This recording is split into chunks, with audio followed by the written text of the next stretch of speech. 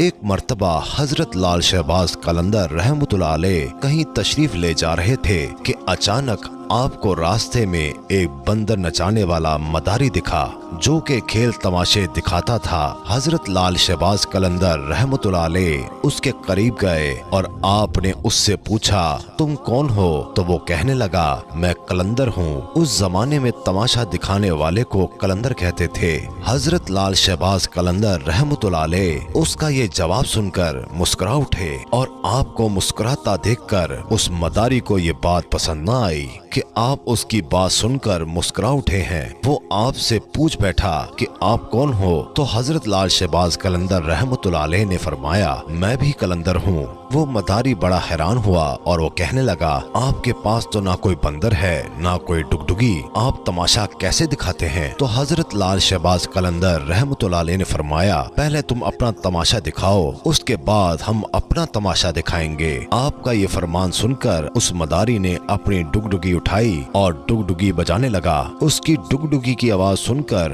بندر ناچنے لگا۔ اس کے بعد اس مداری نے کہا کہ آپ دکھائیے آپ کون سا تماشا دکھاتے ہیں؟ حضرت لال شہباز قلندر رحمتullah علیہ نے جب اس کی یہ بات سنی تو وہ دو پیڑوں کے اوپر کھڑے ہو گئے اور اس مداری سے کہا تم نیچے سے گزر جاؤ مگر یاد رکھنا آگے جا کر واپس کبھی مت پلٹنا۔ جب وہ تماشا دکھانے والا مداری آپ رحمتullah علیہ کے نیچے سے گزرا تو نظارہ ہی بدل چکا تھا۔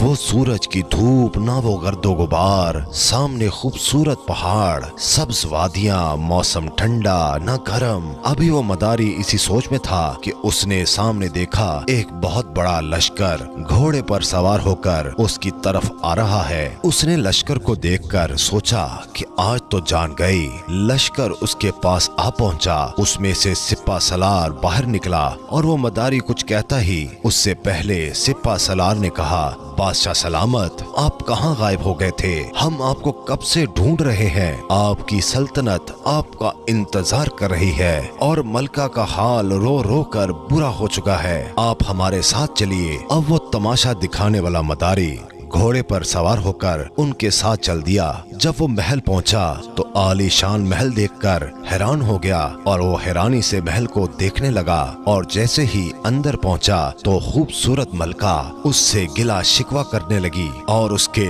گلے لگ گئی اور کہنے لگی کہاں رہ گئے تھے؟ میں کتنی پریشان تھی، آپ کے لیے یہاں سلطنت کے سارے لوگ آپ کے لیے پریشان تھے۔ اس مداری کی حیرانی کا پتہ نہ تھا، وہ حیران تھا کہ سب کیا ہو رہا ہے۔ یہ خوبصورت وادیاں، یہ خوبصورت محل، یہ خوبصورت ملکہ کس کی ہے اور یہ سب لوگ مجھے اپنا کیوں سمجھ رہے ہیں؟ اس کے بعد وہ تماشا دکھانے والا مداری سب کچھ بھول کر نہا دھو کر شاہی لباس پہن کر تخت پر بیٹھ گیا۔ اس کے بعد وقت گزرتا گیا، بچے ہو گئے، شہزادے بڑے بھی ہو گئے، بڑھاپا آ گیا، جسم سے جان منہ سے ذائقہ چلا گیا، یعنی وہ انسان بڑھاپے کی حد تک پہنچ چکا تھا۔ ایک دن وہی شخص دریا کے کنارے بیٹھا ہوا سوچ رہا تھا کہ آخر میرے ساتھ ہوا کیا تھا۔ اسی جستجو میں وہ وہیں جا پہنچا جہاں سے وہ اس درخت کے پاس سے گزرا تھا۔ اس شخص نے دیکھا کہ وہ درخت آج بھی موجود ہے۔ اس شخص کو خیال آیا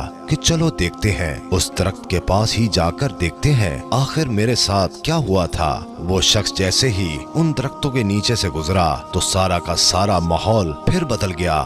جو گزرا ہوا وقت تھا وہ پھر سے بدل گیا اور حضرت لال شہباز قلندر رحمتullah علیہ کے پاس پہنچ گیا۔ اس کی حالت جو بڑھاپے کی تھی وہ پھر سے بدل گئی اور وہ سلطنت، وہ ملکہ، وہ شہزادے سب پیچھے چھوٹ گئے اور وہ واپس اپنے بندر اور حضرت لال شہباز قلندر رحمتullah علیہ کے پاس پہنچا۔ اسی وقت وہی مقام، سامنے اس کا بندر، وہی ڈگڈگی، وہی دھوپ اور وہی گرد و غبار، پیچھے حضرت لال شہباز قلندر رحمتullah علیہ کھڑے ہیں۔ اسے ایسے لگا کہ وہ کوئی خواب دیکھ رہا تھا، لیکن جو اس کے ساتھ ہوا وہ بھی حقیقت تھی۔ وہ حیران تھا کہ سب کیا ہو گیا۔ اس شخص نے جیسے ہی حضرت لال شہباز قلندر رحمتullah علیہ کو دیکھا تو وہ شخص ان سے پوچھنے لگا میری سلطنت، میری ملکہ، میرے شہزادے کہاں گئے؟ حضرت لال شہباز قلندر رحمتullah علیہ نے مسکرا کر فرمایا سب تماشا تھا، ایک تماشا آپ نے مجھے دکھایا